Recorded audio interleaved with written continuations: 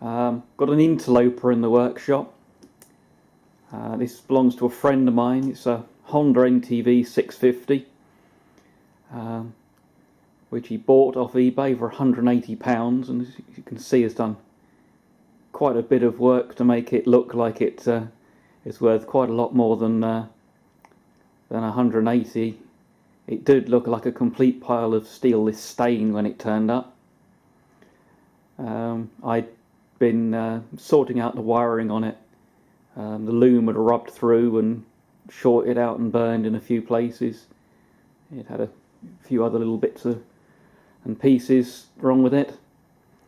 Now, whilst that was going on,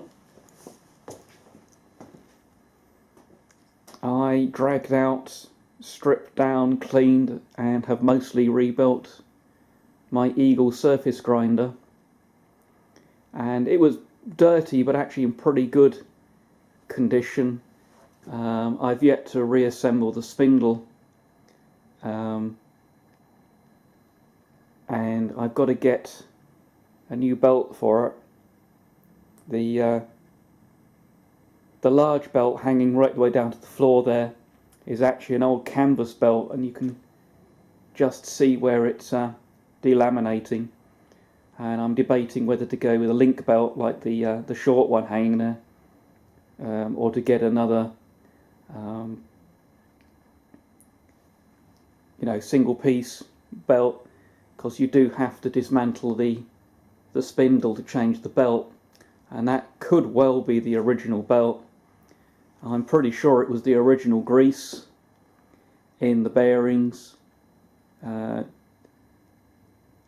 there wasn't a huge amount of grease in there, so I suspect that the what was in the grease caps was in fact original. But the bearings took a lot of cleaning, several sessions of washing out, but they feel good, they look good, they're nice bearings with you've got a pair of angular contacts at the back and a deep groove ball at the front, nice bronze cages, very expensive to replace in the imperial sizes. But the other thing I've done is I have acquired a little metrology. So we've got all Morini right micrometers up to 200 millimeters, and then we have micrometers 1 inch, 2 inch at the back. Nice little inside mic.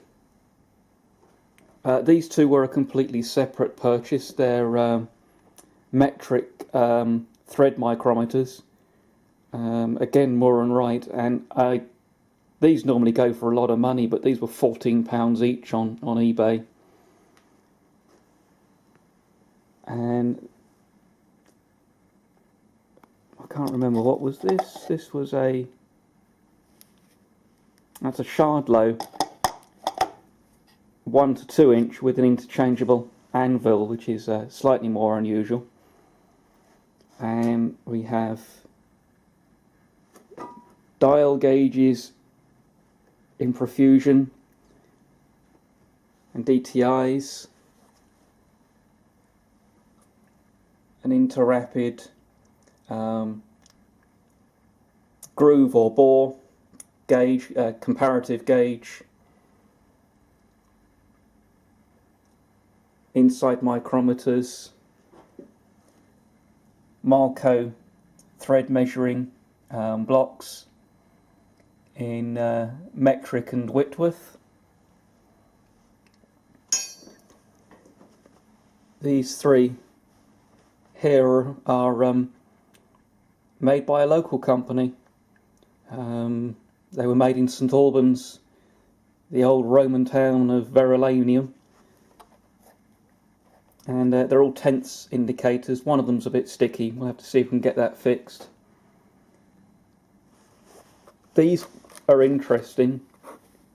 They're quite heavy, and they're marked nothing but foreign, which leads me to believe that they are immediately post-war, when and likely Japanese, and the Japan was not a popular country at the time, so stuff's marked up. We've got an exceed from Japan,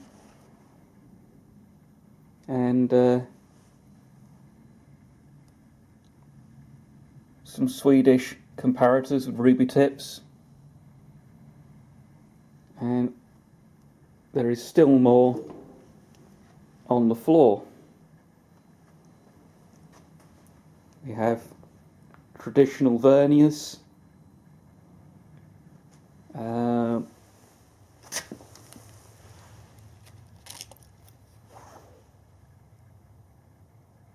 we've got some Benson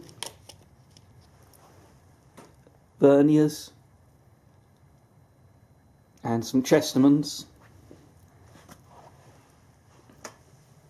There's a nice little set of 3-point micrometers with a depth extension.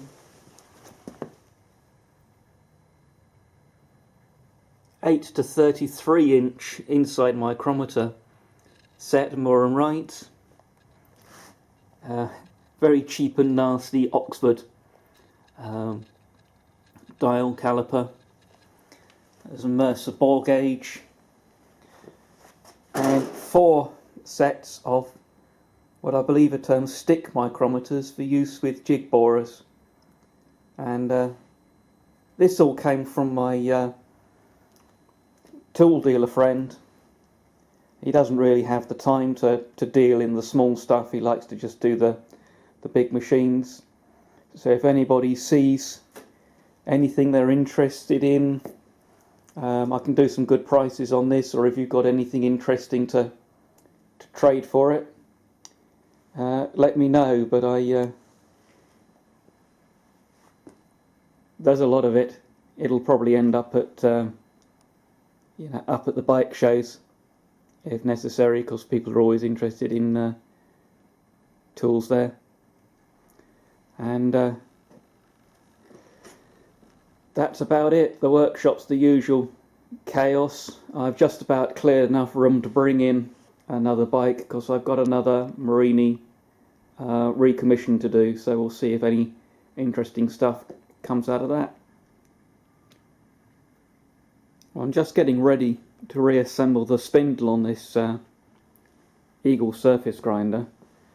So all the bearings have been cleaned of what I think was their factory grease, and I've got to replace the belt. And you can see the original belt was just starting to break up, and I'm pretty convinced that this is actually the factory belt. Now, there's precious little information on these Eagle grinders online, and what there is on the lathes.co.uk site, and I can't actually find a grinder that looks exactly like this one. This one came set up for wet grinding, and it's got a base with a like a drip tray, and I've never seen another one, though they appear to have been kind of adapted from a lightweight milling machine, and perhaps this grinder is actually built on the milling machine base rather than the grinder base. But, you know, it's got an elevating knee and a fixed head, which isn't the most precise of setups. Now online, it talks about them using link belting, and being the type with the metal rivets in, and that causing vibration problems, and recommending that you use this twist link belting. And I just happened to have a piece of it, and I had 2 of these. I can't find the other one, but they wouldn't have been long enough because it's a 90-inch belt. To be honest, I ran it, even before I stripped it down, I ran it with this old belt, and it really did run pretty smooth. So I've decided to go ahead and put a new endless belt in it. And if that doesn't work, well, it's an easy job to cut it and put in a link belt. But they're rather more expensive, because I actually called the bearing place I usually use, and they recommended this PIX belt, and despite the fact that it's made in India, they said they've had good luck with them. So I thought we'd throw one of these in, and everything's got to go together in the right order, of course, because the shaft's got to go through the pulley and the belt, and then we've got bearing housing at the back, which takes a pair of opposed angular contact bearings, and then there's a deep groove ball at the front, which is this one. That's the angular contact and their spacer. And again, this doesn't match up with the information online, which describes them as having the thrust bearings at the front and the deep groove ball at the back. But like I say, there's not a huge amount of information on them anyway. So that's my little job for this evening. I'm going to put this back together. I can't really get the camera set up to film the job as I'm doing it. It's really crowded in here at the moment. We've just had another bike turn up for a recommission. This being the one everybody wants out of the V-twin Morinis, the 74-75 model Sport, with the double-sided single leading shoe 230mm Grameca on the front, which I believe Laverda put on 750s, so it's kind of overkill on these. But yeah, I mean, tidy enough bike, but I haven't delved into it yet. We'll see what we find when we start doing a proper inspection. But looks to be mostly unmolested. Spotted a couple of things. We'll get to that later. I'm going to delve into this and maybe bring you back when I've got a bit of it assembled. Well, I've got the rear bearings in and the housing on.